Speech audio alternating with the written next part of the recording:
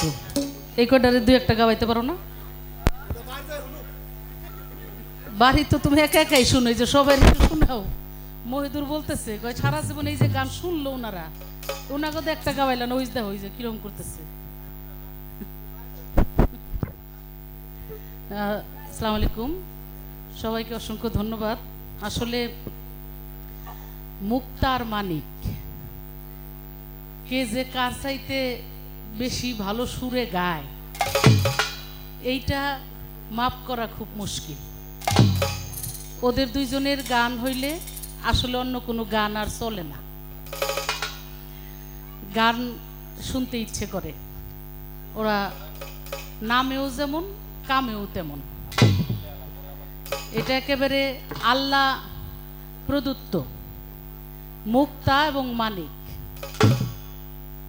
এই দুইজনের জুটি যখন শুনলাম যে ওরা গান করবে, পাল্লাটা একটু কেমন কেমন যিনি দিয়ে ফেলছে। কারণ মানিক হলো ভাবের শিল্পী, তারে দিয়ে ফেলছে কাম। তো দুইজনে, আরেকজন তো প্রেম ঠিকই আছে, প্রেমের গান খুবই ভালো গাইতেছে এবং পুরনো পুরনো গান। এই গানগুলো এক সময় গাইতাম, তো গাইলেই মনে পড়তেছে যে কত সুন্দর সুন্দর গান। তো আমরা কাম প্রেম এক সময় আগে অনেক গাওয়া হইতো, আজকে অনেক দিন পরে সুন্দর কাম প্রেম শুনলাম।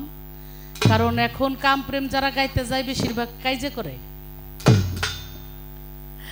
যাই হোক, আজকের কাম প্রেমটা খুব ভালো হয়েছে। কাম ছাড়া প্রেম না, প্রেম ছাড়া কাম না, কাম আর প্রেম একই ভাণ্ডে রয়। প্রথম যে মুক্তার গানটা শুনলাম, প্রেমিক যে জন কাম হতে প্রেম বাছট করে লয়। তো এই যে কাম আর প্রেম একই ভাণ্ডে থাকে, এই দুইটাকে বাছট করে। আসলে কাম প্রেম পালাটা হলো এক কথায় গুরু শিষ্যের একটা ভাব। যে প্রেম গায় তার গুরুর ভাবে গান গাইতে হয়, আর যে কাম গায় তার আসলে শিষ্যের ভাবে থাকতে হয়। কারণ শিষ্যের মধ্যে কাম আছে, ক্রোধ আছে, লোভ আছে, মায়া আছে, মানে ষড়রিপুর যা আছে সবই শিষ্যের মধ্যে আছে।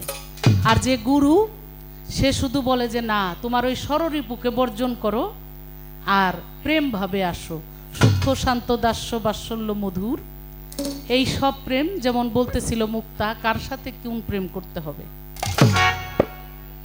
কিন্তু সমস্যা হলো যে কাম আর প্রেম একই ভাণ্ডে আছে। একই গ্লাসে যদি দুধ আর পানি মিলাইয়া দেওয়া হয়, তা আপনারা যদি কয় আপনি পানি টুক খায়েন না, খালি দুধ টুক খান, বা আপনি দুধ খায়েন না, খালি পানি টুক খান, তাহলে কি আপনার আর আমার মতো সাধারণ মানুষের কি এটা সম্ভব? এই জন্য সাধক এইখানে বলছে যে আমি একই ভাণ্ডে যদি আমার থাকে, সাইজি বলেছে সূক্ষ্ম প্রেম সাধিল যারা, বা শুদ্ধ প্রেম সাধিল যারা, কামরতি রাখিল কোথা। একটু বিফ্লার দাও তো দিঘাটা। ওরে বল রসিক